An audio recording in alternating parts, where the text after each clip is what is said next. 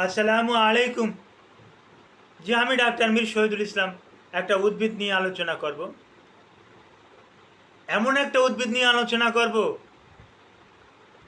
এই উদ্ভিদটা বাড়ি থাকলে বলা হয় এটা বাড়ির ডাক্তার। এই বাড়িতে আর রোগ জড়তা আসে না।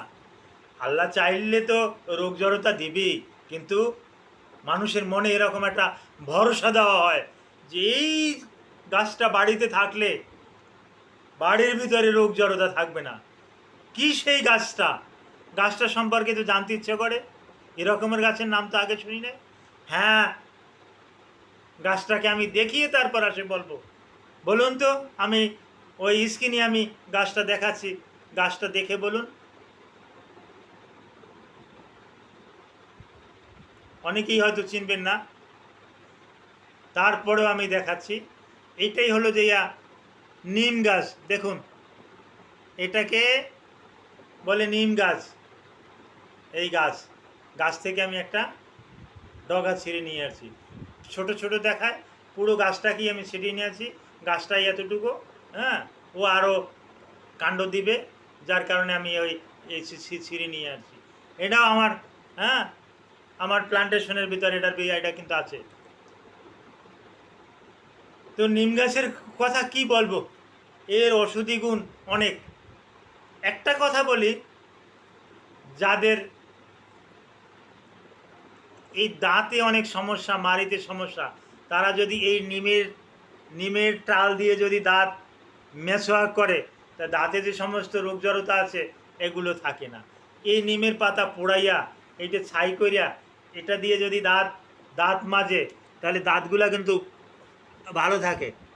এই দাঁতগুলা কিন্তু, এই যে দাঁত দেখতেছেন, এই দাঁতগুলা কিন্তু ভালো থাকবে।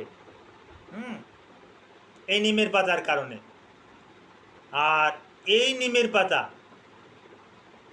কারো যদি স্ক্যাবিস থাকে, সার্কোপটিন স্ক্যাবিস দিয়ে যদি হয়ে থাকে, তাহলে কিন্তু এই পাতাটা গরম জলে সিদ্ধ করে ওটা দিয়ে যদি স্নান করে, ভালো একটা রেসপন্স পাওয়া যায়।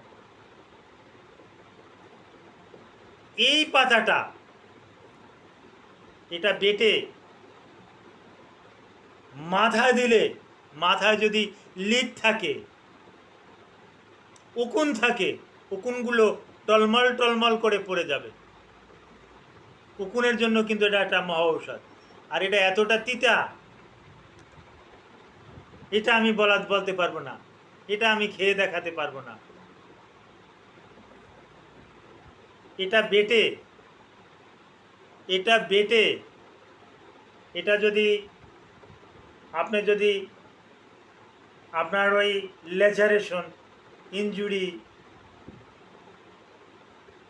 ওন্ড ইনফেকশন, স্কিন আলচার, এই আলচারে যদি আপনি এটা ব্যবহার করেন, এখানে কোনো ব্যাকটেরিয়া আর আসতে পারবে না, যেহেতু এটা ব্যাকটেরিয়া রোধক। যার পরিপ্রেক্ষিতে বর্তমানে এটা কৃষিকাজে কিন্তু ব্যবহার করা হচ্ছে। এটা দিয়ে, এটা পানিতে জাল দিয়ে, এই পানির সাথে আরও কিছু পানি অ্যাড করে তারপর স্প্রে করে, যখন এটা ওই কীটনাশক হিসাবে অন্য অন্য উদ্ভিদে প্রয়োগ করা হয়, আপনার ফসলি জমিতে যখন ফসলের উপরে আপনি স্প্রে করবেন, তখন ফসলে কিন্তু ক্ষতিকারক পোকা টোকা এগুলো কিন্তু দূরীভূত হবে, এগুলো কিন্তু থাকবে না। আপনার স্কালে ড্যান্ড্রাফ, আপনার ড্যান্ড্রাফের জন্য কিন্তু এটা আপনি ব্যবহার করতে পারেন। এর ছাল, এর বাকল, এর পাতা, এর ডাল, এর শিকড়, টু জেড সব কিছু মেডিসিন। আপনি যেখান থেকে শুরু করবেন সেখান থেকেই এর মেডিসিনাল অ্যাকশন আপনি পেয়ে যাবেন। তো আপনি আপনার এরিয়ার ভিতরে, আপনার আঙিনার ভিতরে, আপনার বাড়ির ভিতরে, আপনার যদি স্পেস থাকে, একটু জমি থাকে, এই পতিত জমিতে আপনি এরকম একটা নিম গাছ লাগান। এটা একটা ওষুধি গাছ, যে কোনো সময় আপনার কাজে লাগতে পারে। আপনি দুনিয়া থেকে চলে যাবেন, আপনার যে নেক্সট জেনারেশন থাকবে, তাদেরও এটা কাজে আসবে, এটা অনেক বড় হয়। কত বলবো। আর এর ফার্নিচারও কিন্তু খুব ভালো ফার্নিচারও খুব দামিও ফার্নিচার। আর একটা হলো যে প্রায় কাঠই কিন্তু ঘুণে ধরে, কথায় কথা আসে, আর না বললেই নয়, অনেক কাঠ ঘুণে ধরে। কিন্তু এই নিম কাঠ, এটা দিয়ে যদি আপনি একটা খাট বানান, তাহলে এখানে থাকলে আপনার ওই শরীরে কোনো রোগ জড়তা আসবে না। তার মানে যে ওই আপনি নিমের খাটেই করছেন, ওই নিমের কাঠেরই কারণে ওখানে কোনো ব্যাকটেরিয়া যাবে না। এবং নিমের ফার্নিচারও খুব সুন্দর ফার্নিচার, এবং এটা কস্টলি। আপনি একটা গাছ রোপণ করলেন, গাছটা বড় হলো, এটা আপনি করাত দিয়ে আপনি ছিঁড়ে এটা দিয়ে আপনি একটা খাট তৈরি করলেন। এই খাটটা আপনার দেখা যাবে 100 বছরে ওই খাটটা নষ্ট হচ্ছে না। এখানে আপনি আপনার জেনারেশন, তার জেনারেশন, এভাবে বসবাস করে যেতে পারবে। তো অনুরোধ রইল আপনার পতিত জমির ভিতরে একটা নিমের চাষ আবাদ করার জন্য। ধন্যবাদ।